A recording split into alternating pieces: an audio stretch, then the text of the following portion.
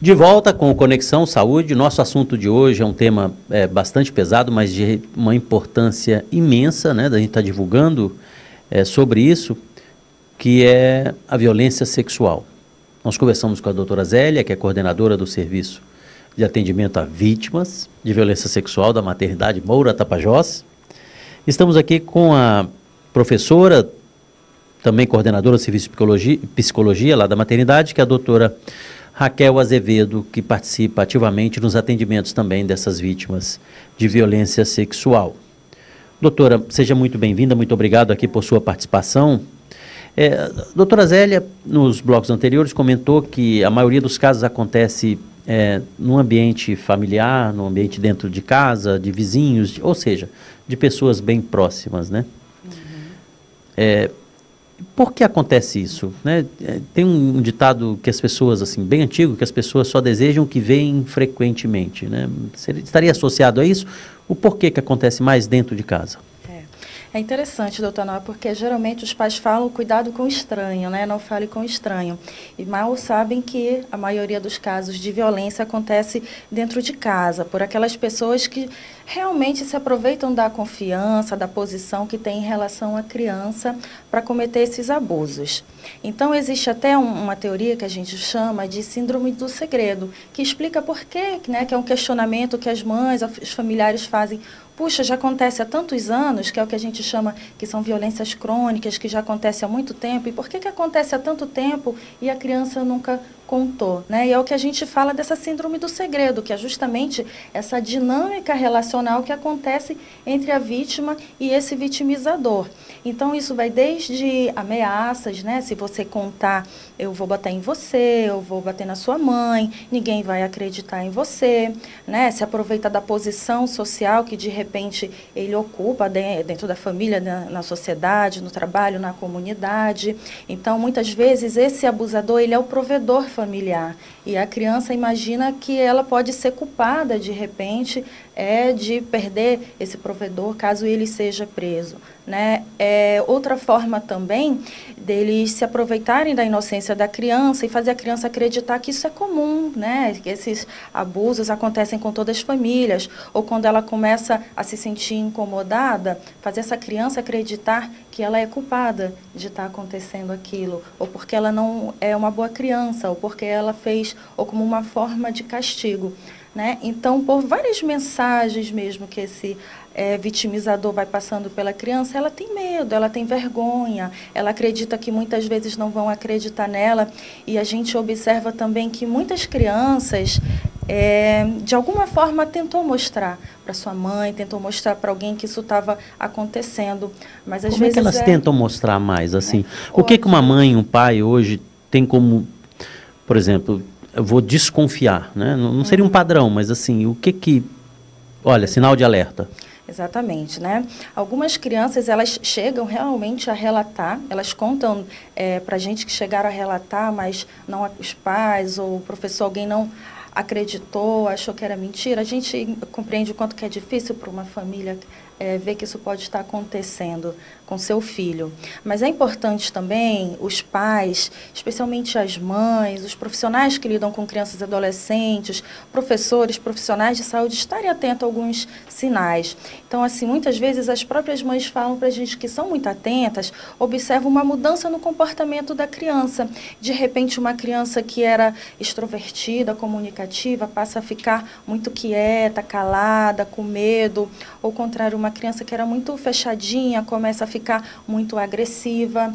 Um interesse em assuntos relacionados à sexualidade que você vê que é um pouco diferente da curiosidade normal de uma criança. O desempenho escolar muitas vezes cai, ela tem vergonha de trocar de roupa na frente da mãe, ela sente uma certa rejeição quando aquela pessoa que é o vitimizador chega perto, ela não quer mais ir Quase sempre tem essa rejeição?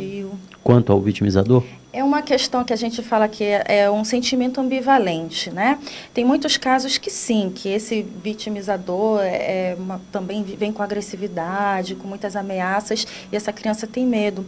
Muitas vezes, especialmente quando essa criança ela não tem um outro cuidador protetivo, uma mãe muito atenciosa, carinhosa, por incrível que pareça, às vezes esse mesmo vitimizador, esse abusador, é essa pessoa que também supre essas outras necessidades afetivas.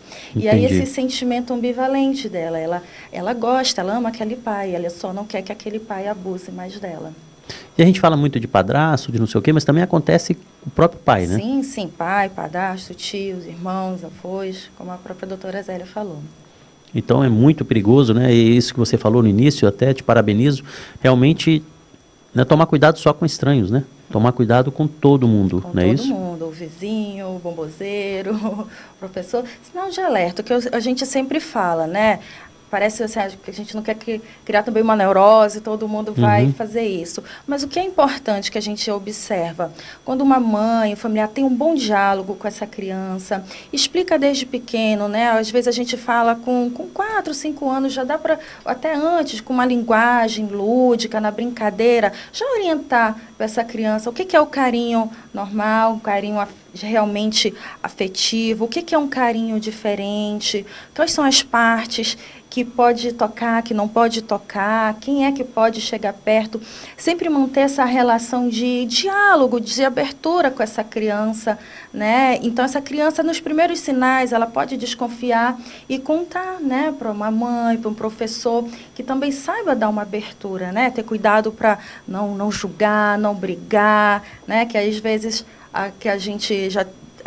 é o que a gente chama até de dano secundário. Às vezes, o que acontece depois foi pior do que as próprias relações abusivas, que acontece tanta briga na família, e já teve crianças e adolescentes que falaram para a gente, puxa, era melhor não ter contado, né, quando acontece essa reação. Então, tem que ter muito cuidado, falar para essa criança, para esse adolescente, que ele não teve culpa do que aconteceu, que está fazendo bem em contar, que ele vai ser protegido, dar essa garantia que isso não vai mais acontecer. Quando isso tem uma boa intervenção da família e dos profissionais de saúde, a gente vê o quanto essa pessoa se sente aliviado. Isso a gente fala das mulheres, dos adultos também, aliviados de ter contado aquilo, e esse suporte, elas se recuperam, sim.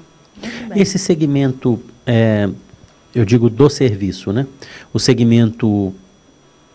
Agora, eu só gostaria, assim, desculpa até voltar um pouco atrás, mas gostaria que você chamasse bastante atenção nessa questão de que, assim, você falando, vem meninas na cabeça, né? Meninas, mas ocorre com meninos, né? Sim, ocorre muito. E como é essa reação? Porque os meninos...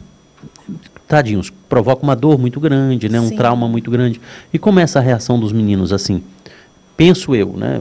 Por isso até estou aprendendo muito com vocês aqui. Mas penso eu que essa reação deve ser, assim, mais exacerbada que das meninas, não? Bom, a gente diz assim, que a violência sexual é uma violência silenciosa, né? Então, ela acontece... em segredo mesmo, nessa relação entre vítima e vitimizador. A gente diz que entre 10% e 30% só dos casos chegam a público, chegam ao serviço de saúde, chegam à delegacia. É muito comum da gente atender o familiar e essa mãe chorar na nossa frente e dizer, eu também fui abusada quando era criança.